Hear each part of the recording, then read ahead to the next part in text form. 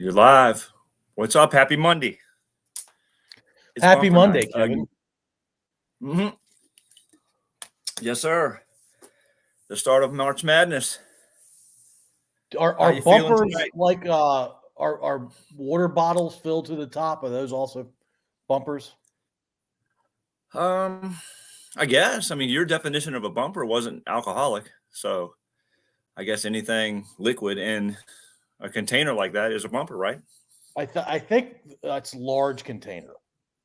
Large container. Okay. So This isn't really a large container. Is that a large container?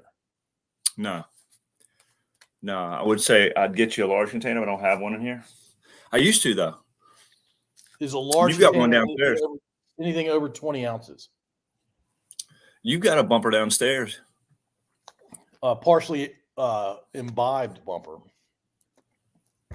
Yeah, what happened? We started off doing bumper shots, and that kind of fizzled out because we're not on site anymore. Well, not on site, and maybe not the most appealing thing for all audiences.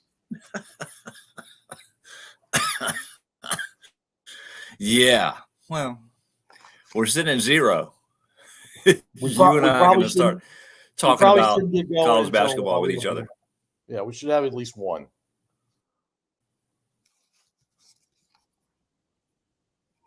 Okay.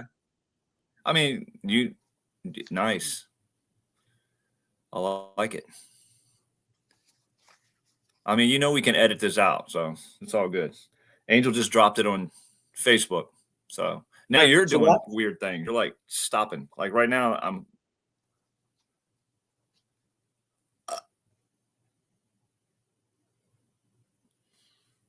You got a full house right there. In more ways than one. Angel's putting it on Facebook so it'll lead to ones of viewers. Well, is Rob going to join us tonight? I don't know. I don't coordinate with Rob on bumper night. He shows up because he wants to. Okay, he just kind of shows up. He showed up at every one, I think. No, he missed one. Yeah, he missed one. Okay. What happened to Greco? I thought he was going to be he's only going to join if he's a guest. Hey, when I do this, I can't hear you. Maybe you should do that then. What? I can't give those you. To my wife. I guess you are going to record this, even though. What if the Zeros lied to us? Maybe they're like 100 people listening to us. Well, I mean, you probably should play the game like there are 100 people watching, right? What do you call this game we're doing? Like we're doing right now. Huh? Or you just want to get started and we don't give a rip about the viewers? Yeah, I'm fine with that. I mean, we don't give a rip about the viewers anyway, do we? Clearly not. I mean, because we're going to end up, you can't see me. We're going to end up just putting them out there for people to listen to whenever they want to anyway. So, right. Are you like a backup dancer for Madonna now? I was for a minute. All right, cool. So let's pause for like 3 seconds and then we'll go. So, all right, cool. It's March Madness, Gilman. We are about to enter March Madness, which may be the best time of year for all kinds of reasons. If you like the underdog story, if you like betting on things, if you like pulling for your alma mater or pulling against the team you hate, March is the time of year where everybody gets involved. So it started this weekend. Some teams have already punched their ticket, and I think tonight a couple others are punching theirs. And then the big tournaments are conference tournaments are this coming weekend. So you excited? I'm very excited. You're talking about the big conference tournaments are coming up because I guess a handful of the smaller conferences decide their champion the weekend before the bigger conferences do. Yep. And they're like 32. It's funny how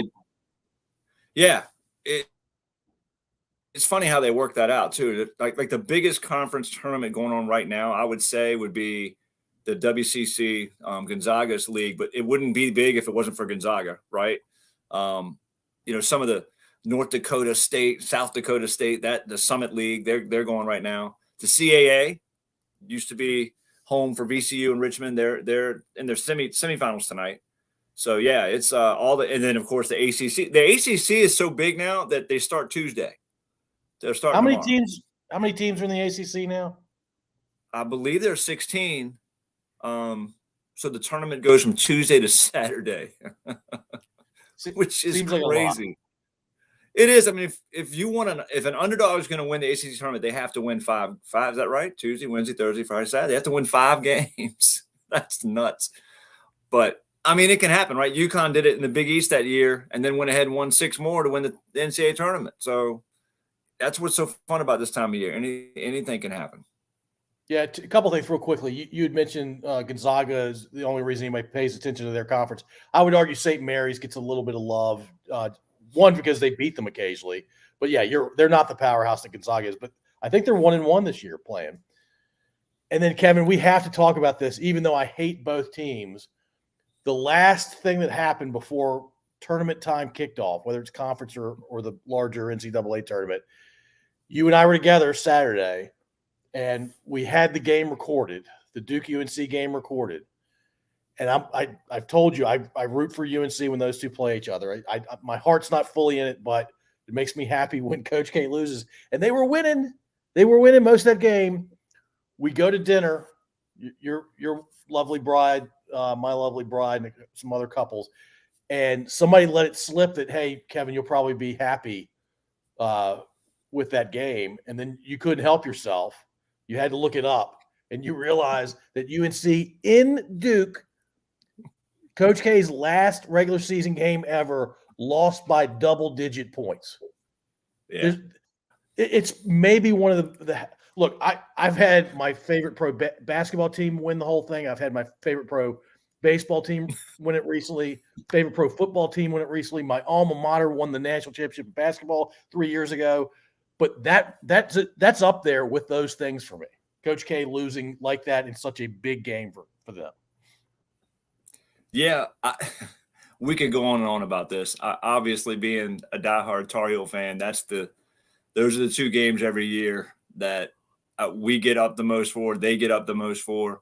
We talked last week how this year Duke's just better than Carolina on paper, and they beat us by 20 in UNC. But it's a rivalry. We talked about how we thought that Duke was going to come out a little tight. I didn't think they came out that tight. They came out, and I think in the first half, a couple times they went up by 7 and 9. And I think both of us thought, well, yeah, they're just going to roll here at some point and just blow them out. And the Tar Heels cut it to 2 at halftime. And then, of course, we went to dinner and saw the score and then watched it. And it is definitely a different viewing experience knowing who won the game. Watching the second half, I'm sure I would have been a little more fired up if not for that. But it was a sweet win for Carolina. I've got some really good Duke friends, so I don't talk trash. I made the mistake one time of talking trash on Facebook. Duke lost in the first round. I believe it was the year they lost to Lehigh. C.J. McCollum. And Lehigh beat them in the first round. And I think they played that first round game because Duke's always close to home, literally a few miles from their campus. And I put on Facebook, at least it's a short walk home.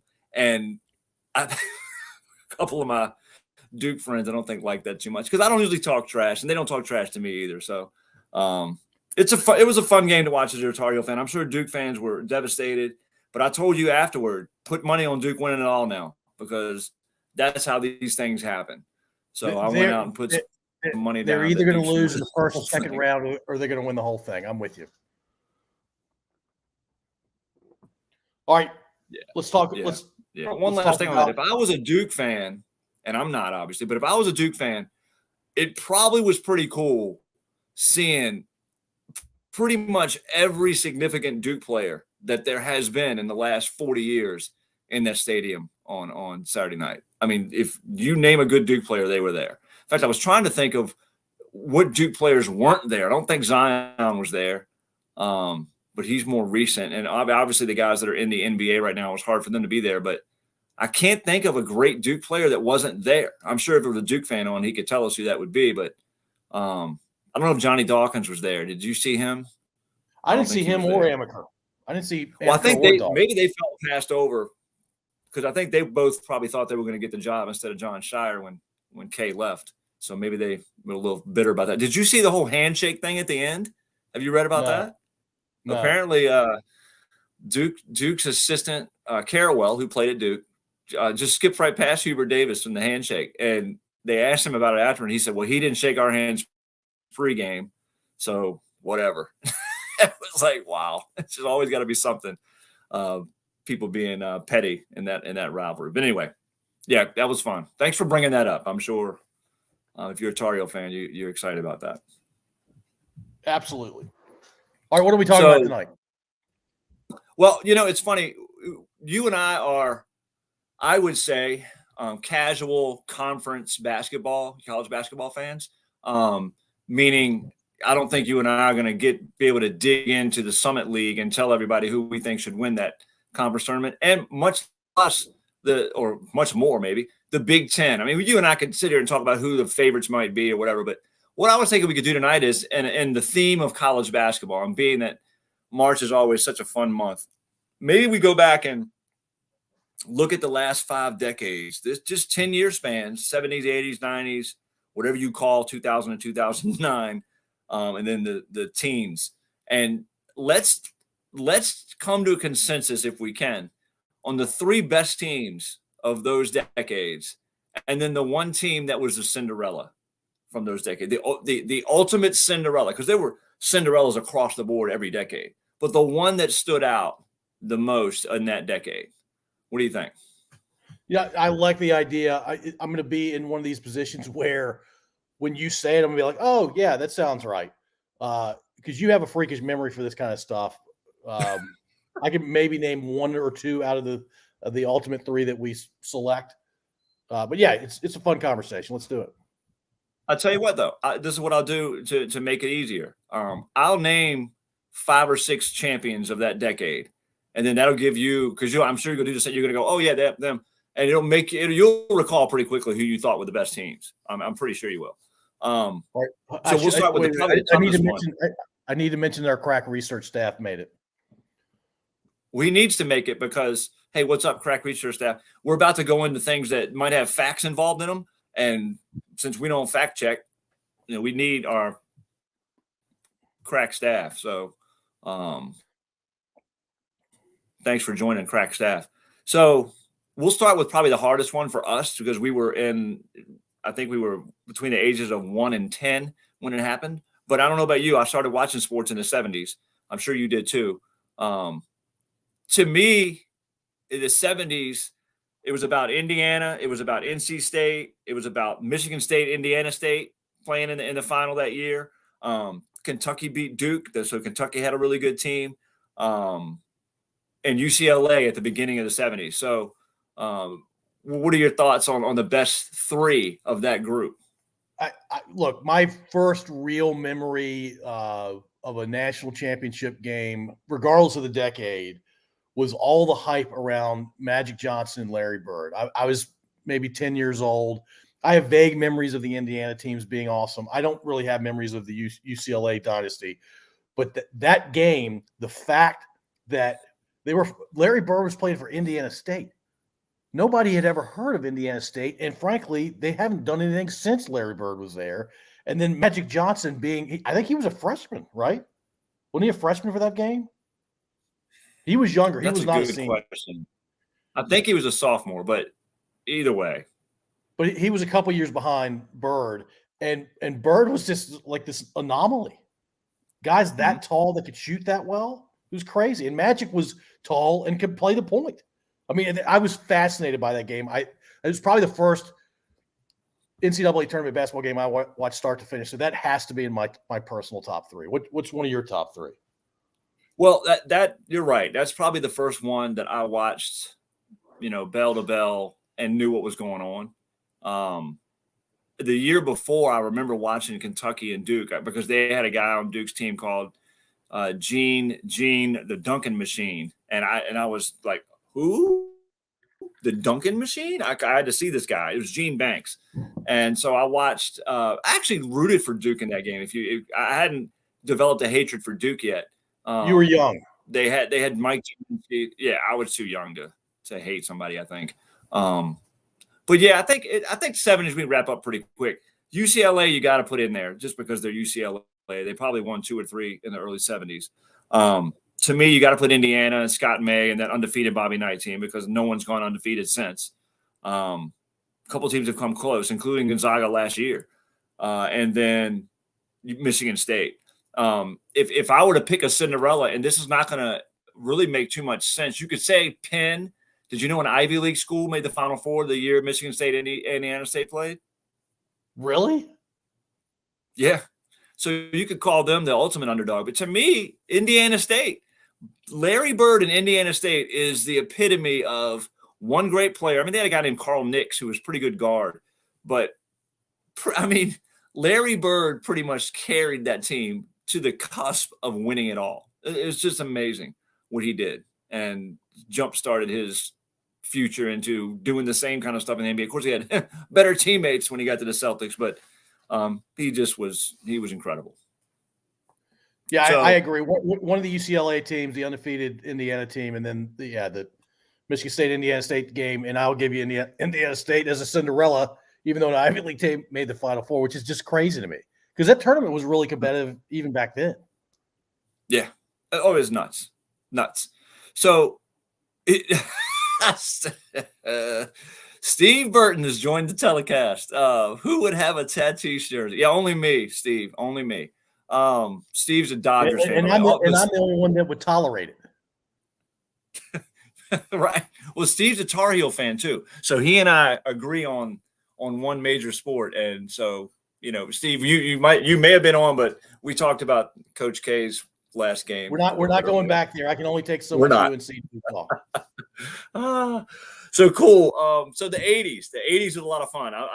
I would imagine you know the champions of the 80s. Do you need me to throw some at you or? Yeah, throw some at me, dude. I don't remember anything. All right, that's fine. So Indiana won another one. Actually, they won 2 in the 80s. I believe 1981 and then 87. Duke won there. No, the Duke did not win their first one. Louisville beat Duke in 86. It was also the same decade that Georgetown went to a couple finals and they won one. Houston went to a couple finals. They did not win one. NC State won. Carolina won with Jordan. And I think they ended the decade with and crack research staff can help me here, but we ended the decade with Michigan and Ramil Robinson beating Seton Hall, which I wouldn't put either one of those teams in as one of the greatest. So fire away. Who's the top 3 there? I mean, Michael Jordan as a freshman hitting that game-winning shot against Georgetown. And look, I'm not a UNC fan. You know that. But that shot, the guts of Michael Jordan, the confidence of Michael Jordan as a true freshman taking that shot is unbelievable. I remember that shot like it was yesterday.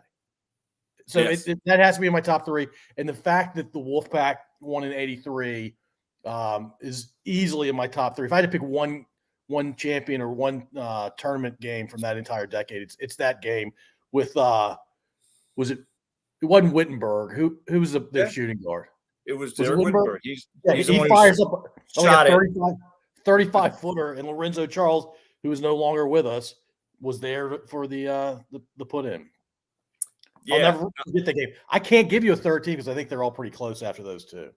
Yeah, I mean, if you, I agree with obviously the UNC one just because that's close to my heart, but that was a stacked team too. I mean, that team could put it this way: the Georgetown team they beat, I'm putting in there as well. And Steve made a joke about the Hoya Panorama. I was not a Georgetown fan at all, but you can't argue with the success that John Thompson had in the 80s. He probably should have won more than one. I mean, they lost the Villanova game where Villanova played a perfect game. And beat them. Was that game that game was like 85, right? Yeah. That's my third one. They shot like 82% from the field. That game was nuts.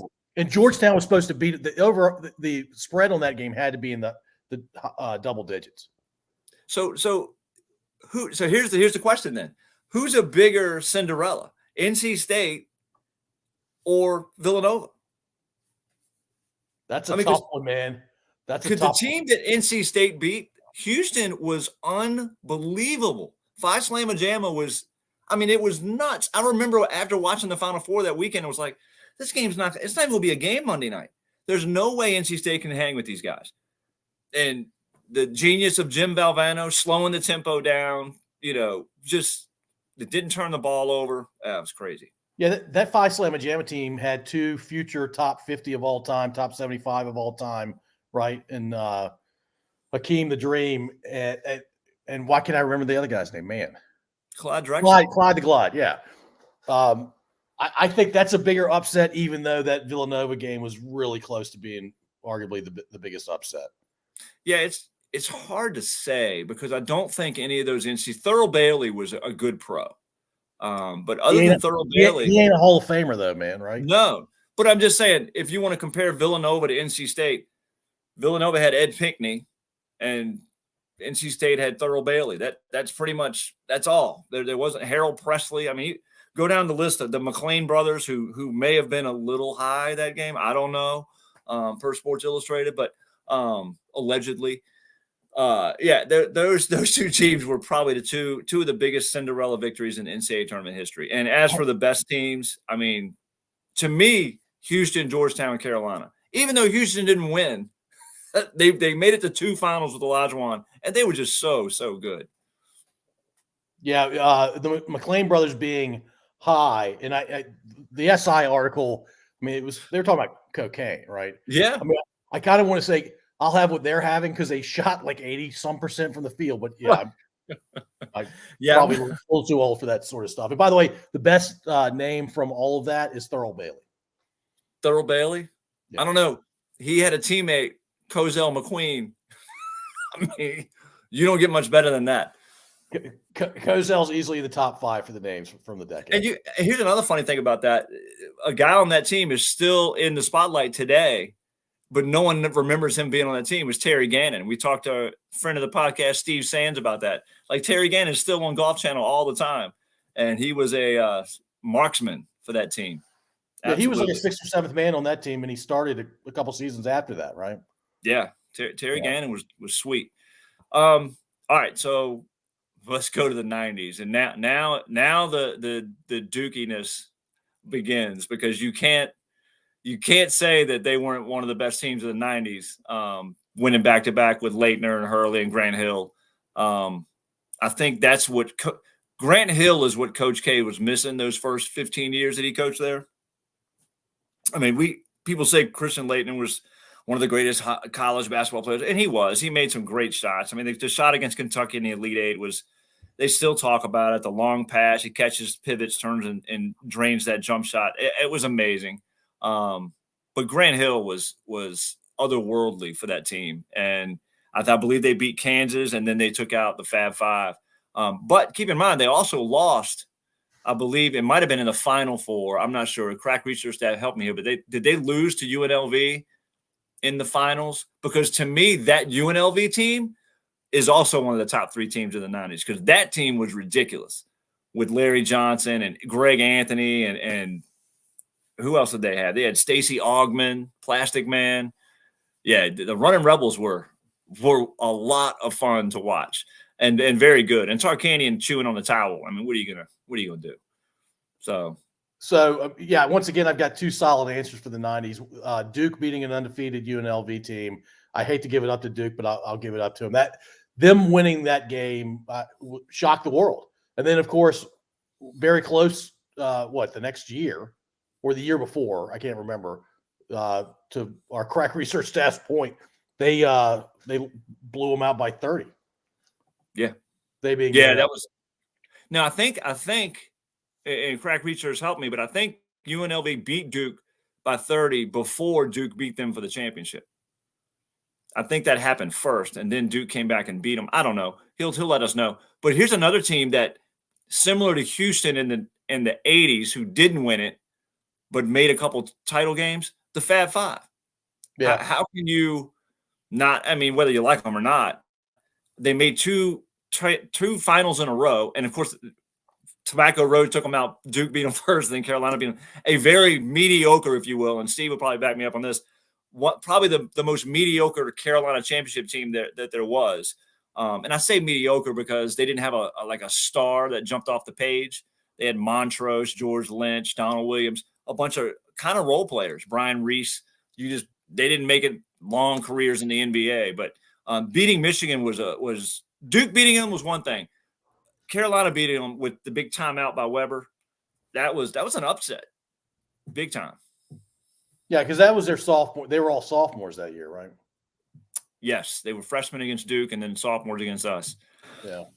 Yeah, that was tough. I mean, yeah, and you know what's funny about that? I think you kind of it fizzled out when it comes to great teams after Michigan. The late '90s, like I remember Arkansas went in. I remember UCLA grabbed one again. I think. Didn't Michigan win one? Who? Michigan. Did Michigan win another one? I can't remember. Maybe UConn. Somebody snuck in there, but nothing jumped out that says, "Hey, late '90s, you're a great basketball team." Now, I will tell you this: we talk about Cinderellas. I think one of the ultimate NCAA tournament Cinderellas was born in the late '90s, and you know who I'm going to say, Gonzaga. They started their initial Cinderella runs in the late '90s, I believe, and Steve just put up Florida. I think he was talking about how good the Billy Donovan teams were, but they beat Florida to start one of their runs. It got to the Elite Eight, and then now they've become a powerhouse, I guess you could call them. Powerhouse. They have the best recruiting class the last 2 or 3 years, right? Yeah, I mean Mark Few's done amazing things there. It's amazing. It's amazing. I mean, we talked about if Shaka Smart would have stayed at VCU, maybe he could have started something like what Mark Few has done in Gonzaga, but we'll never know that. For sure. Apparently, Kentucky. I assume that's Kentucky, not Kansas. Went 2-1 in the '90s. Kentucky did. Well, he's saying UK. He's saying UK. Yeah. Yeah, I think that was Patino's team. I think won a championship in the '90s. But wait a minute, Rob. Go ahead, Paul. Yeah, I'm pretty sure it's Kentucky. Did Duke play in the finals 5 times in the '90s? That's unbelievable. That wouldn't shock me. That is unbelievable. I mean, and look at all the Final Fours too. I mean, they're always there. Wait a minute, Rob is begging us to go on to the 2000s because he's telling us who won in 2000. All right, so the first 10 years of 2000, I don't know what you call that. Hey, we call it the aughts. The aughts, okay. Steve hit it on the head. Florida. I mean, you can't say that Florida is not the number one squad for the aughts. I mean, they won back-to-back, right? I mean, do I think they were great teams? Not necessarily, but to win back-to-back championships, nuts. How do you win back-to-back championships and not say that they're really, really good teams? Well, that's what they are, really, really good team. I don't think they were didn't have any superstars. Huh? They didn't have any superstars, right? Not really. It depends on what you call a superstar. I get Noah was on that team. Are you big man? He ain't a superstar. No, you're right. He's not. He had a good NBA career, but he's not a superstar. You're right. There was no Billy Donovan was probably the superstar, the coach, who's still in the NBA coaching now. Yeah, I know Duke won another one in early aughts with a very strong team. I believe it was the Boozer. Was it Boozer, Battier, some of those kids? They were taking like 58 charges a game. Yes. I think Battier took a charge Saturday night in the stands. I saw him take 2, dude. Hey, they knew how to take a charge. That's for sure. But so let's just call it. Because I think that Duke team was tremendous in Florida. Is there another team in that first 10 years that stands out? Now I'm a homer, right? Carolina won 2 in that span. 05 and 09. The Hansbrough team, when he was a senior, did not. Hansbrough was a nice player. He's a very nice player in college. Well, he was good, right? He was a great college player. He wasn't a great player. He was a great college player, kind of like Leitner, actually. Great college player, didn't do too much after that. But that team, and Steve or Rob can keep me honest here, I don't believe anyone came within 10 points of them in the 6 games in the tournament. Like they blew people out the whole tournament. To me, I was telling you that 93 was the mediocre Carolina team. This was probably, other than Jordan's team, the best championship team. So that would be my 3. Cinderella. Yeah, there's no question who the Cinderella was. George Mason. Yeah, all day long. Yeah, that I still can't believe that happened. Dude, I'm not making this up. I'm talking to a guy at work. He had just joined the company like 3 weeks ago. And he used to work for the Washington Commanders, or what I call the WTF. And I asked him questions like I typically ask people, where are you from, where did you go to school, that kind of thing. And he told me a story of he went to George Mason, and he's from Newport News. Then his family, and when he was in high school, moved to Richmond. Nobody back 15 years ago knew that George Mason was a thing because it was a day school. He said he went to George Mason roughly 15 years ago because of that Final Four team. That put them on the map. There are kids going to that school because of that run. I mean, similar to VCU, right? Which we're going to get into in a minute. But, I mean, I'm sure enrollment got a huge boost making that run. Crazy. Then they beat a Connecticut team, I believe, in the Elite Eight that was, if I'm not mistaken, number one in the country and just an overwhelming favorite. And for them to pull that off, I think it might have gone to overtime. And if it didn't, it came close. But it's one of those moments in sports I remember exactly where I was, and it was amazing. It was amazing, and they couldn't hold a candle in the Final Four. They didn't play well at all, but it didn't matter, right? The fact that they were there, which I think started a run of Cinderella teams getting to the Final Four, and we'll talk more about that when we get to the past decade because there were more of them then. But yeah. Crazy. So, and Rob's going to segue us into the next decade with his Butler comment. Butler.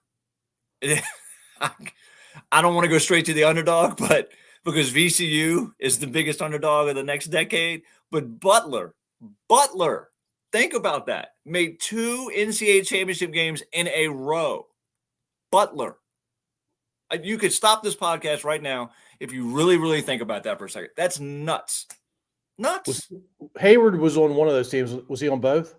I don't think he was on both. I think he was on the Duke one, and then the next year they made it without him. And the next year was the year they beat VCU and then lost to UConn. But it's just Butler. I mean, and Brad Stevens cashed in on that too. But go ahead. Oh, big time.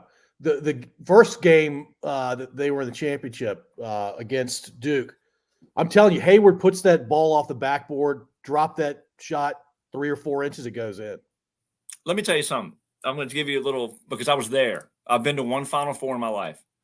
LA actually got tickets somehow 6 months earlier. Hey, man, we're going to the Final Four in Indianapolis. I was like, great. Obviously, you don't know who's going to be there. I'm rooting for my team to be there. Well, of course, Duke's there. I think it was Duke, Michigan State, and Butler, and West Virginia, I believe. And you're right. From the vantage point, we didn't have great seats. We were up top, but any seat was great. We were there. But the vantage point was looking towards the basket that Hayward was shooting at for that final shot. So I don't know if I was looking through binoculars or what I was doing, but when he shot it, for a second, I thought it went in. Because to your point, it banked. And from my vantage point, it looked like it went in, and people went crazy. And right away, you don't realize who's going crazy. And you're like, oh, my God, did that go in? And then you realize he missed it, because then you see the players that start going crazy, and you realize that Duke actually won. But that would have probably been – there's no probably. That would have been the greatest NCAA tournament shot ever if he'd have made that. Yeah, and there've been an unbelievable number of crazy shots in that tournament, but that would have been the one. No question. Absolutely. Absolutely. So let's think about this now, because who are the top 3 teams of that 10 years? I mean, we have to start with UVA. Well, I'm a homer, dude. No, that was a pretty boring tournament, but my boys took it home finally. I've been waiting my entire life. Well, you know what's funny about that, and you're right, they did, and good for them, good for you. I think the team the year before was better. Well, they would have been if DeAndre Hunter was healthy, right? They were a 1 seed. They lost to Loyola. No, they lost to UMBC. Yeah. And look, there's a lot to talk about with that game, but we won't do it here tonight. But DeAndre Hunter was hurt.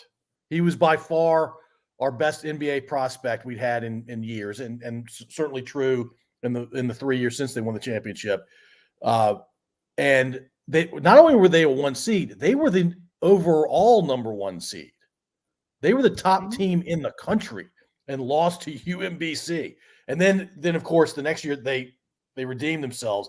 I think that has to be in the top 3. That 2-year span. I'm a super homer, but that's unbelievable. That's never happened before. Well, to Rob's point, that's really a 3-year span because they didn't. Oh yeah, I claim the next year play as a the championship tournament. So they were the 1 seed, overall 1 seed. They won it. So you could put 2 banners up for that. I think it'd be hilarious if UVA did that. I'd be for it. Anthony Davis and Kentucky, didn't they have a pretty awesome team that won a championship?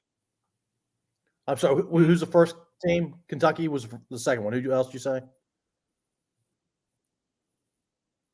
I didn't say anybody else because you were freezing up. I think I probably was too. Anthony Davis Kentucky team. It wasn't I don't think it was the John Wall team. It was the Anthony Davis, and they had a bunch of other pretty good players that won one for Calipari. That team was pretty awesome. Yeah, well, that was really sort of the beginning of Calipari doing these one and done deals, right? I don't know if it was the beginning, but it was near the beginning of it, and it was the first time that it worked. I would say, because people were saying, how do you make this work? I mean, it's got to be one of the most impossible, hardest things to do as a coach is to put a bunch of, kids that are just going to play 1 year together and try to win the whole thing. Steve Burton just threw out a great one, Villanova and Jay Wright. That's another guy that's won a couple championships now. It's like, how in the world did that happen? They took our heart by hitting that final shot at that 3 at the buzzer to beat Carolina in 16, but they also won another one. That's what a great coach that guy is. Yeah, well, that's 2016 tournament. I think that game is a top 3 game. Yeah, that was. I mean, the shot Marcus Page hit just to tie it was nuts, and because we really weren't playing that great that whole game. We were behind the whole game, and when he tied it, I was like, "Oh wow, we actually might have a chance." And the second that guy made the pass, it was Archie Adano, I believe, was the guy that made the pass. The second he threw it to the wide open guy, I was like, "Oh, that's going in." And as soon as the ball went to the net, click, my TV went off. I don't know what happened. The TV went off. Yeah, just simply went off. You didn't break the TV? Yeah, I didn't break it. I'm a little old. I'm a little older and wiser now. It's just a game, right? It's just a game. Ripped our heart out. Yeah. Really exciting game, but still just a game. But look, I know I'm a homer, but since Steve's on with us, we came back the next year and won it all. So very similar to UVA, not the same because the circumstances were different. It's still a cool story. Came back and won it all the next year. So that was pretty cool. Pretty cool. All so right, yeah, we don't have but 1 year to talk about. So who won last year? Baylor. Baylor's the number 1 team of this decade. Dude, I'll tell you, the pandemic did some weird stuff to me. I didn't really watch the tournament last year. Yeah, not many people did live. We had to watch it on TV. It'll be fun to have people back in the stands this year. Oh my gosh, it's a different thing. It's a completely different thing. And I will encourage folks, if you haven't been, I know we've got 1,000 listeners right now. If you haven't been to an NCAA tournament, you should check it out at some point. I mean, it's quite we used to do it. I know I've gone a couple times where you would go and watch the first round where there's 8 teams in one place and you get to see 4 games. And then 2 days later, you get to see another 2 to see who goes to the Sweet 16. It's a lot of fun watching with all the home. I mean, because there's 8 different groups of fans there, right? And not all of them leave when their team leaves or loses. So they stay around and kind of root for other conferences they like or hate. The Carolina fans hang around, root against Duke or whatever. But going to an NCAA tournament is worth the trip if you can do it. Are we getting paid by the NCAA, by the way, for that plug? We probably should. Yeah, we probably should. NIL. Hey, so next week I want to hype this up. You're super excited about this, right? Next week is going to be awesome. We have. Hey, thanks, Steve. We have the Crazed Lunatic as our guest next week. Now, the Crazed Lunatic, otherwise known as Tom Hodgson, has run an NCAA tournament pool for about 30 years, but he's done it for the last 20 years online with his own website, and it's called Stomp the Lunatic. And the Lunatic obviously is himself. He's a Purdue grad. He has a great time doing. He blogs after every night of games. It's a lot of fun to follow, and it's $5 to enter. You can enter twice, and we'll talk more about it next week. The logistics of it, but he's going to come on. The bracket will have come out. It's coming out this Sunday, so we'll probably go through each region and just kind of chat about who we think may come out and who some of the underdogs might be, some of the 12-5 upsets. So, tell your friends, tell your neighbors, tell your family. It's going to be fun. And the Lunatic doesn't typically like win his tournament bracket every year, right? Never. He's like the rest of us. He's like the rest of us. In fact, Paul, the 1 year that he almost won was the year UVA beat Purdue in, I believe, the Elite Eight. That he had Purdue winning it all. Yeah, that game was crazy. Yes, it was. Yes, it was. Maybe you and him can talk about that next week. I have no problem. Sure you don't. That game was amazing. Who was that? Carl Edwards was their shooting guard or point guard? His name wasn't Carl. His last name was Edwards, though. Oh, I started with a C too. Something Edwards. We'll let him tell us who it was. But yeah, that dude was awesome. That kid hit a regular 3-pointer, then he back up a foot and a half, hit another 3-pointer. He kept backing up like a foot or two, and he just kept hitting them. And somehow we were still in the game. Doesn't make any sense. Well, you were the better team. They just had him out there lighting people up. So no doubt. All right. Well, we had fun tonight. That was the NCAA basketball tournament is I think the best sporting event in sports. Yep. So it'll be a good time, and we'll have a good time next week talking about it. And next month, really, we'll probably be talking about it a lot on Monday nights, checking out who won and who we think is going to win coming up. So. And as always, we thank our crack research staff for joining. Yes, sir. Keep us straight. Cool. Until next week. All right.